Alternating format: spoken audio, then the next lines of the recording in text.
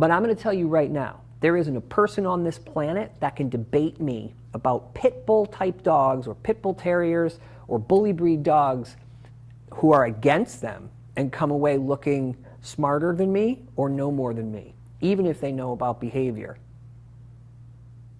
Period. Done. Over. I'm not worried about any human being on this planet taking me to task when it comes to debating pit bull type dogs, pit bull terriers, bully breeds, any of that, Rottweilers. I don't care what the dog breed or mix is. At the end of the day, if you don't know your stuff about behavior and how it relates to context, and you don't understand how humans are the variable and how to mitigate certain things, then you really don't have any business advocating for dogs. The dirty little secret in dog training is that has very little to do with the dog. Has more to do with us. You can't predict what's going to happen, but you can prepare how you'll respond.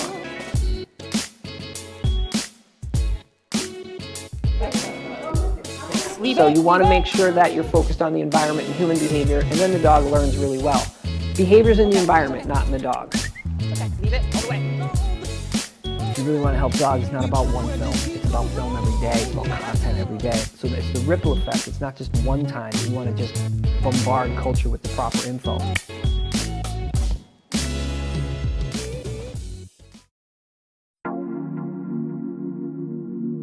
I have a tremendous amount of respect for dogs. I think they're probably the most noble, magnificent, magical. What else can we think of? They're just amazing. Considering that the canine can land 25 bites in 4 seconds, and they endure lots of stress and lots of unpleasantness just in general, even in the best of circumstances, just daily stress. And they don't do those egregious things the vast majority of the time. And even when they do, it's on par with a kitchen or a playground accident. So for a creature to be that imbued into human culture for this long and to be that safe with the potential to do that amount of harm, they do have teeth, and that's why they bite.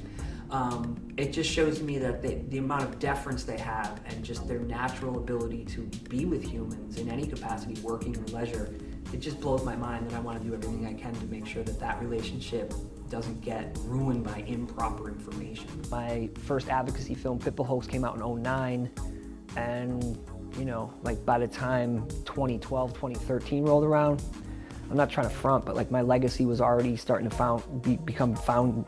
Like it was a foundation, like people knew that I was real, that I wasn't just doing this for the hell of it or just because it was a fad. Like the 2 other Pit Bull documentaries that are out, the Beyond the Myth, which I'm in, and Guilty Till Proven Innocent, which I inspired the guy to do, they haven't done any more dog advocacy films, short, long, medium, at all. I kept making dog advocacy films, and I'm never going to stop.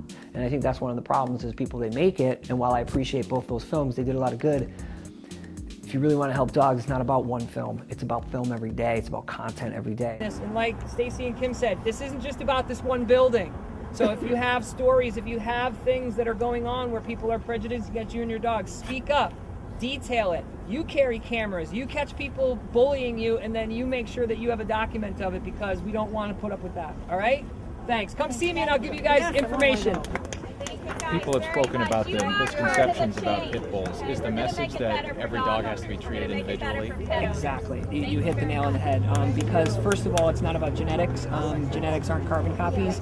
It's the environment, and it's the reward consequence history of dogs created by humans that shape the dog's soundness. And there's plenty of dogs who might be a little nervous or fearful, but they don't lethally or fatally bite. Most dog bites are on par with kitchen and playground accidents. So there's really not a bite epidemic or a breed epidemic. There's a media saturation epidemic by not giving proper information on reporting of these incidents, and also there's an epidemic of people not getting proper info. Education epidemic. Now we're talking about breed-specific legislation, and here to explain what it is and why it's controversial is the pit bull guru himself, Drayton Michaels. Drayton, thanks for being on the show and bringing Silas. Thanks for having me. Silas, how are you, buddy? All right, so for people who don't know what we're talking about here, talk about breed-specific legislation. Breed-specific legislation, or BSL as it's called, is basically a rule or laws that are put together by a city or municipality or even a state where they ban certain types of dogs. It started with pit bulls back about 30 years ago, and it since now includes Rottweilers, Dobermans, basically any type or style of a dog that people don't like or they want to ban, they can ban. Now, what's your big issue with this type of legislation? Well, it doesn't address the problem that everybody's concerned about, which is either some sort of fatalities or dog bites, and it costs a lot of money and you don't get anything for it. In other words, there's a lot of dogs being incarcerated or picked up and they're being euthanized, but there's no education in the community. So for a fraction of the cost that BSL costs, you could educate your community very effectively. Now, we do report on a few stories where, you know, pit bulls or other large breeds have attacked Crescent Canarios, those types of things. But, I mean, the statistics, are they really that high and high enough for people who want to ban these dogs? They're actually not high. There's roughly 4.5 million dog bites reported to emergency rooms every year. That's what the CDC says. And if you look at it, there's only 30 fatalities out of 77 million dogs and 300 million humans. So, excuse me, there's not a big concern in terms of fatalities. I mean, any fatality is a concern, but the numbers don't add up to the emotion. And that's the thing, is that BSL is panic policy. It's done where, you know, people are just using their emotions and they're scared. They're not using logic and common sense and reason. And if you look at it from that standpoint of logic, common sense, and reason, you'll see that dogs are a safe risk, very safe. And talk about why pit bulls get such a bad rap. Well, with sadly, mauls and bitings. yeah, sadly, the media is a big problem, and you know, a story like this is great because now we can show people that, look, the White House, the CDC, when they look at dogs, when they look at pit bulls, when they look at culture, they look at it with logic and common sense and math. And what I've tried to do with the media is to educate everybody that I talk to in the media every step of the way and let them know that dogs are innocent. There's a human criteria for these incidents, you know, and that's what we need to look at. Much like Mothers Against Drunk Driving, we need to start looking at incidents that concern people with more of an educational slant. Now, what can the owners of dogs do to prevent these types of incidents, people getting bitten or mauled? Well, the first thing is, if you have a dog that has some issues, is to seek out legitimate, humanely based training and behavior modification so you can give your dog help that way. And the other thing is to just make sure that you have adequate fencing and that you always make the safest decision for your dog, because if you do that, you'll make the smartest decision. And a lot of times what happens is people are just really not making safe or smart decisions. Kids left unsupervised, dogs being chained or housed. A lot of times these incidents include dogs that have been used as resident dogs, so they're used for breeding and guarding. They're not companion animals. American Pit Bull Terriers, American Staffordshire Terriers, Bull Terriers, any of the bully breed dogs in today's day and age are going to have some sort of bias, whether it's fanatical love or, you know, fanatical hate, or maybe somewhere in the middle. But the bottom line is those dogs are going to get noticed, and there's going to be somebody who asks questions. So it's crucial that people who either work with these types of dogs, Rottweilers too, German Shepherds, all these dogs that someone might be concerned about, it's incredibly important that the people that live with these dogs and work with them have proper information because of that extra baggage. So yes, pit bulls are sort of the poster child due to all the media proliferation about incidents they've been involved in.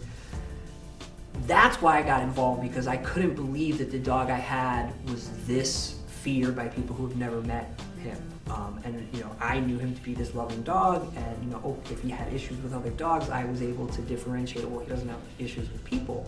So for me, I just couldn't believe this disinformation, and the more I looked into it, I said, you know, there's a lot of great work that's been done in advocacy. There's a lot of good stuff, but what they haven't done is talk about behavior and get people who really understand behavior, and not pit bull people or advocates, but folks like Nick Dodman, Ian Dunbar, Gene Donaldson, and get these folks on film. And that's what I knew I could contribute. I could bring that to the advocacy party, is to get these respected folks to talk about behavior and normalize this. And I did. And the Pit Bull hoax was the inevitable short film that I made about that. And I didn't stop there, because it isn't just about a 1 or a 2 event thing where you educate people. It's a lifelong thing, because it's not just pit bulls. It's every dog that is a concern for somebody, or maybe perceived as a concern.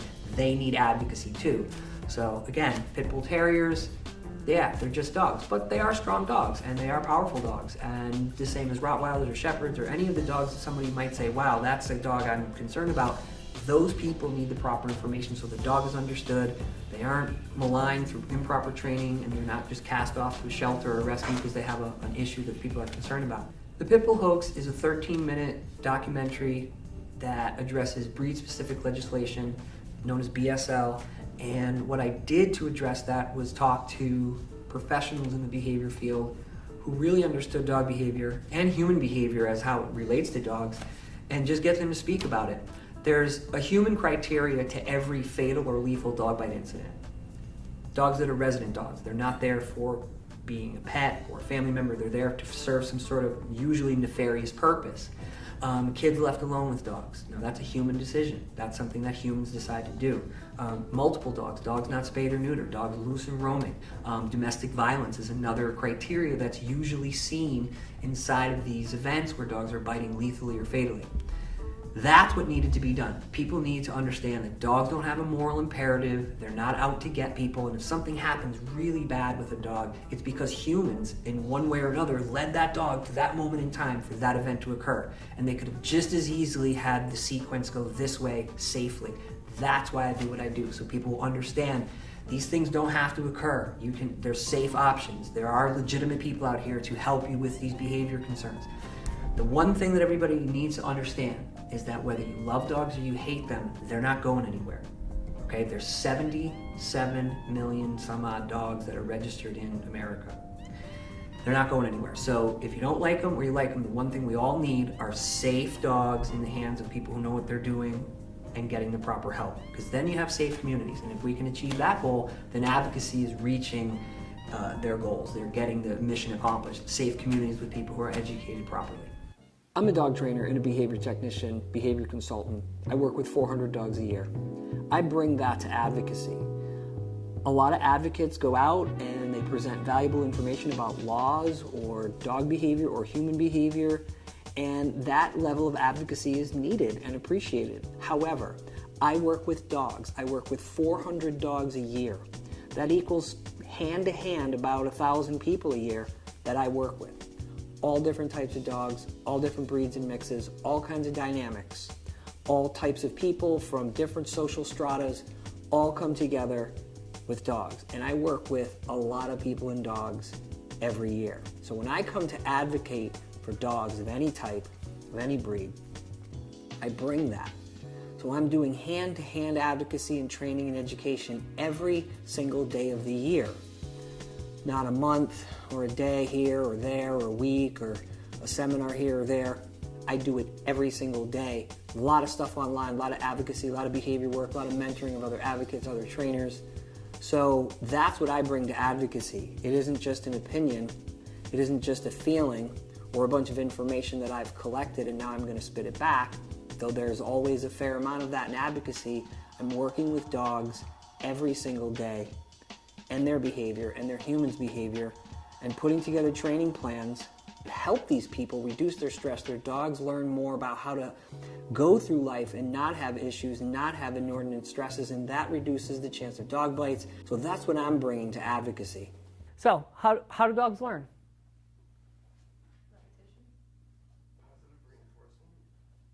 So, you're getting closer. Close. It's even simpler. Associations and consequences, period. So associative value is how the dog feels about stuff, right? How do I feel about stuff? Safe, unsafe, neutral. That is how dogs view everything in life. Whether it's a pair of crutches they saw for the first time, a dog that shows up across the street, a new pair of shoes you put on, every single thing that they go, I'm going to focus on that, I'm going to attend to that, they are determining, am I safe, not safe, or is this neutral? Okay? So it's pretty easy to see when dogs feel safe, right? They're happy, they're interested, they're moving with their feet towards stuff, and it's pretty easy to see when dogs are fearful of stuff or stressed, they're reticent, their tail might be tucked, etc. And neutral is, yeah, I don't care about that. That thing is just there, okay? Safe, unsafe, neutral is huge.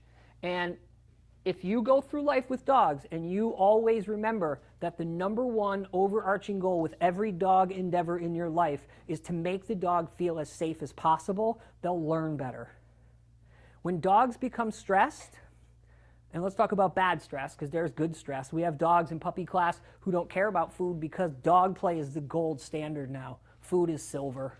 And that's cool, we can work with that. But when dogs have bad stress, they're afraid of other dogs, they're afraid of traffic, etc. When they have fear, do everything in your power to create distance, pad those events, mark and pay, yes, and treat that dog for the skateboard that goes by, and keep yesing and treating that dog every couple seconds. And we're not here to talk about counter conditioning, but I'll talk a little bit about it.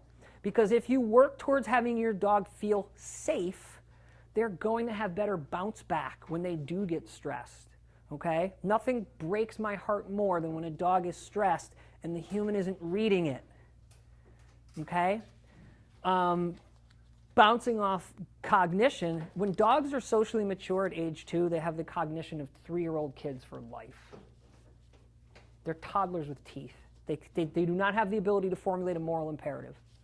They can't be jealous, stubborn, spiteful, or pee on your rug because they're mad at you. That's all nonsense. There's always an environmental, biological, and historical reason for behavior. Every time. Every time. You could bring me a dog and you could give me all the labels, stubborn, dominant, etc. You know what I'm going to do? I'm going to say, well, stubborn actually means stress. Dominant actually means, play skill deficit.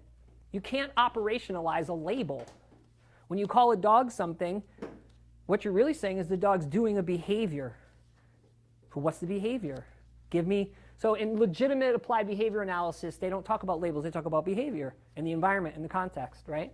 So when you're talking about behavior as it relates to associative learning, know that every single thing that your dog pays attention to, they have a feeling and a memory about. So the more you work towards having them feel good about everything, the better they'll be. They'll just bounce back quicker. All dogs can feel fear. And it's simple. Safe, unsafe, neutral. 7-year-old kids get that. Right? And I don't say that to a room full of adults to talk down to you by any means. When I went to the Academy for Dog Trainers, Gene Donaldson said, yup, now make it for the 7-year-old. To 7-year-old, it's still too complicated. You guys are using big words. 7-year-old, because if a 7-year-old can understand it, I'm sure everybody else can get it. Right? And that's sometimes the trouble with behavior in dogs is people have a tendency to want to make it complicated. Like one of my favorite phrases is, I don't know. Say it all the time, I don't know. Somebody asked me the other day, well, my sister's dog, I don't know. How do I know about your sister's dog? Who's 5? Okay, just growled at the kid. I'm sorry to hear that. We'll get a gate. Email me, right? Email me. You know how many dog trainers, well, go make me a coffee. Get out of here. Stop, right? You know what I mean? Just stop with the BS. Okay, so let's talk about consequence learning. Consequences are what drive behavior, okay? So consequences come in a lot of forms. Consequences come in the form of things like timeouts, right? So you give your dog a timeout. Timeouts are micro and macro. A micro timeout is I might just walk away if the dog jumps. A micro timeout might be I pull the treat away if the dog goes to get it, right? And a macro timeout is, I'm going to time you out. I'm going to actually take you and put you behind a gate or somewhere and remove your freedom, okay? Consequences come in the form of training cues, right? So instead of going, hey, cut it out, I say, leave it all the way. Yes, thank you. Right? So if you can say, hey, cut it out, you can say, leave it. If you can go, you can go, here's a treat.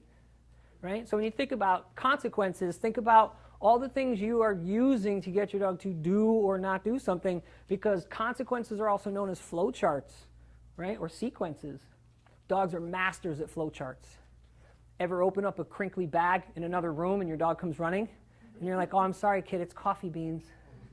They don't know. They just know that the associative value of crinkled bags and the consequence of running to them has produced reinforcement, right? And that's what we're talking about. We're talking about reinforcement. That's what increases behavior, okay? And reinforcement isn't necessarily a reward. Reinforcement might also be in the category of, I'm going to remove myself in the case of negative reinforcement, right? Okay? So again, we're not going to do a big drill down on behavior quadrants and all that, but just know that consequences are flowcharts and sequences that your dogs learn or that you teach them, and hopefully, a little of both. And associative learning, safe, unsafe, neutral, is how your dog feels about stuff, everything. But if you're going to get on stage, if you're going to be on the media, if you're going to be on the internet, and you're going to be advocating for dogs, know your stuff.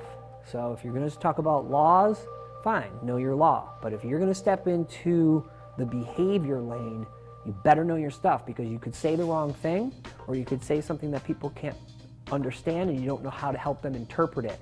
So as much as I want everybody to, at least bare minimum understand dogs, because I know everybody's not going to love them, and that's fine. The thing that I remind advocates of is this. Everybody wants the same thing. The dog haters and the dog lovers. We have the same goal, and this is the goal. You want safe communities with responsible, capable people in charge of their dogs. That's what you want, because dogs aren't going anywhere. They're here to stay. They've been here forever.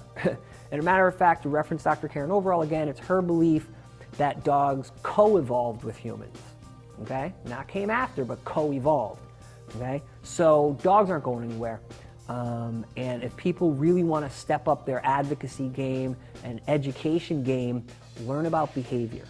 Learn about behavior. You know, when I decided to make the Pit Bull hoax and become a Pit Bull advocate and really step out there, I said to myself, I need to go get an education in behavior so people will take me serious, and so I'll have the ammunition and the information to actually help and educate people. That's why I went to the Academy for Dog Trainers. That's why I interviewed Dr. Ian Dunbar. That's why I interviewed Dr. Karen Overall. That's why I interviewed Dr. Nicholas Dodman. That's why I studied with Dr. Susan Friedman a few years ago. That's why. So that I could have the information. I don't argue. I just tell people science and math. I don't get into debates about fuzzy math from media reports. That's not what I'm interested in. I need to know about history, environment, and then I can give you exactly why something occurred or didn't occur. So, you know, just my message to Pit Bull advocates, bully breed advocates, dog advocates, know behavior. You know, you don't have to become a PhD in behavior, but you really have to have your act together. You gotta know your shit when it comes to behavior, because that's what everybody is concerned about. And if you don't know your behavior, you can't be their savior. Say it with me. If you don't know behavior, you can't be their savior. Yeah, like all those little cues. L-E-F-T, R-I-G-H-T, C-R-O-S-S. Notice I spell, because dogs know cues. we don't want to erode cues. So, it's been really helpful. I got a really good example from yesterday morning. Sorry. That's okay. Yesterday morning, where I was walking Urban Dogs, and right at the corner where Urban Outfitters is, I was coming around and a dog was literally right where those trash cans are. And I said, cross. And fortunately there was no cars coming. I took a quick look, and after that, leave it in that cross, we went across. And it totally bailed me out, because otherwise I might have been stuck there. I didn't know about that dog. The dog seemed fine. It wasn't reacting or giving the handler any real trouble, just, you know, general interest. But, you know, I don't know. Shit changes fast, you know. I'd rather be across the street than 2 feet away from an unknown dog any day. You're okay. Yes. Reactive? No. Not at all. I would not classify him as a reactive dog. He's interested in everything, but it really it's predicated on what's going on with the ground and the smells. I think his #1 job out here is to chase squirrels. That seems to be his biggest interest. I mean, he's interested in all the dogs that we pass, but like, if a dog was to come right now, I could easily cross the street or step off to the side and mark and pay him, get a stay. The reason why I don't do stuff like that is because I don't know anything about the other dog or the handler, and a lot of handlers are rough. So the dog starts to rear up and bark a little bit, and now they're jerking and tugging and yelling, and I'm not gonna be party to that or be the stimulus that caused all that. I know too much. So, for instance, if a dog was like down there by that trash can, wait, easy, man, that's a little, I know, but you gotta, okay, go ahead. Take it light on there. So if there was a dog down the street that I saw coming, I would tuck away and I would try to avoid it for the sake of the other dog. If I know the dog and the handler, there are people that for whatever reason I had to pass or whatever, I would do it. I would say, okay, yeah, oh, that's what he wanted right there. Get that. Where? Behind you. I actually need some good footage of rabbits. All right. Silas, you want this? Leave it, my bunnies. Silas, don't lick. Silas, right. Wait.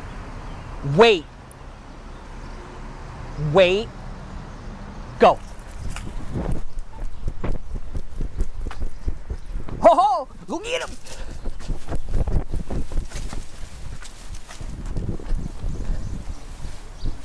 Where'd he go? Where'd he go? Yeah, we got him, buddy. He's gone now. Okay, leave it all the way. Yes.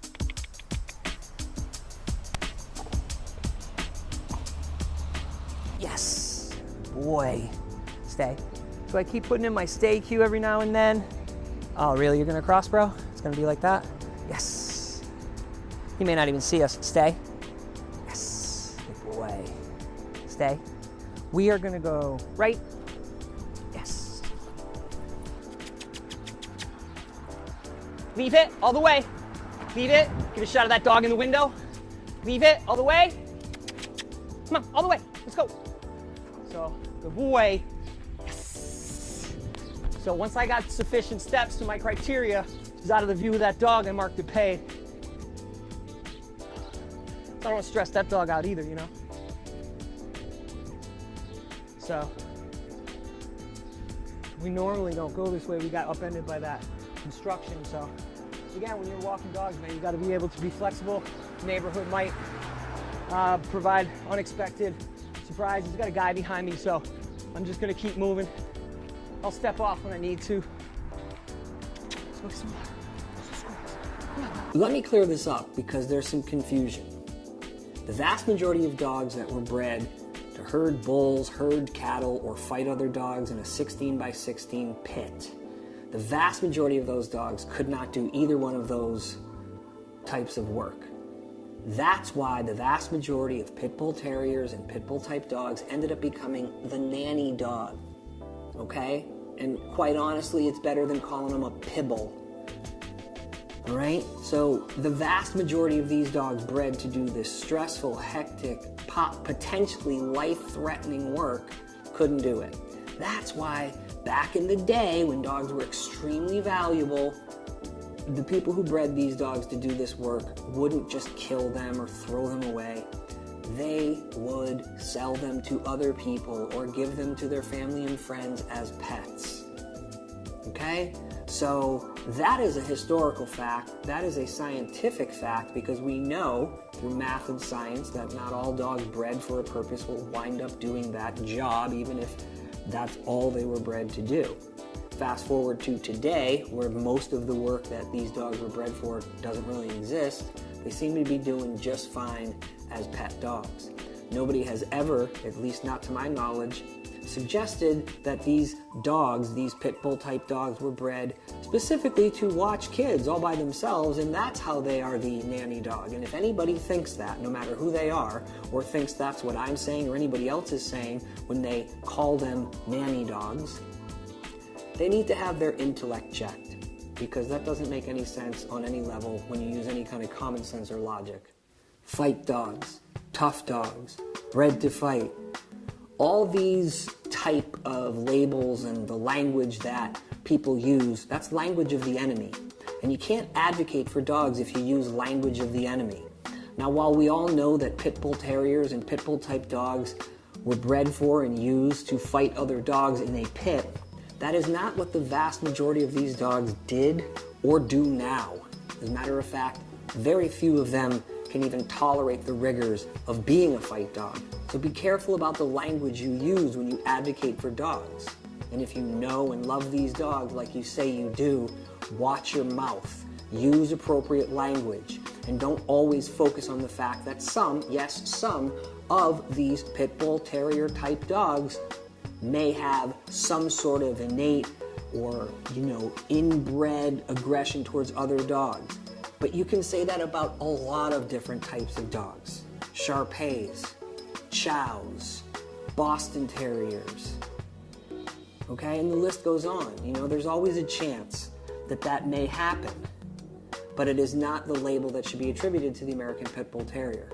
They are not just simply fight dogs or tough dogs. That is not who all of them are. Dogs are individuals. So please, pretty please, with a treat on top, watch what you say and how you say it when you advocate for these dogs, because you might just make it worse. These dogs don't come in as natural killers of anything. But the reason Vic was killing dogs in such horrible methods is because they didn't want to fight. They didn't want to be there. Not all pit bulls are terribly dog aggressive. There are more dogs in a game-bred litter that don't want to fight than there are that do.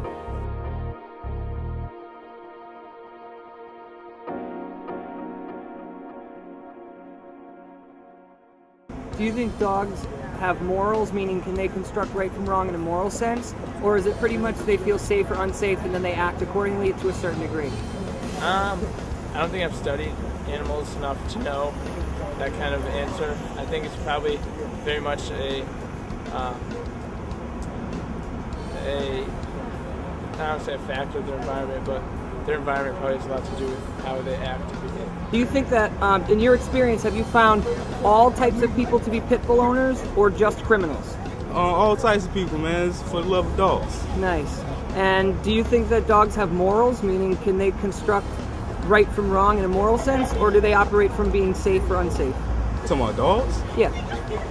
Oh, they ain't got too much sense. I mean, they smart dogs. I mean, I don't know about all that, though. I feel you. Do you think that pit bulls are a breed of dog that are born inherently vicious, or are they trained to be that way?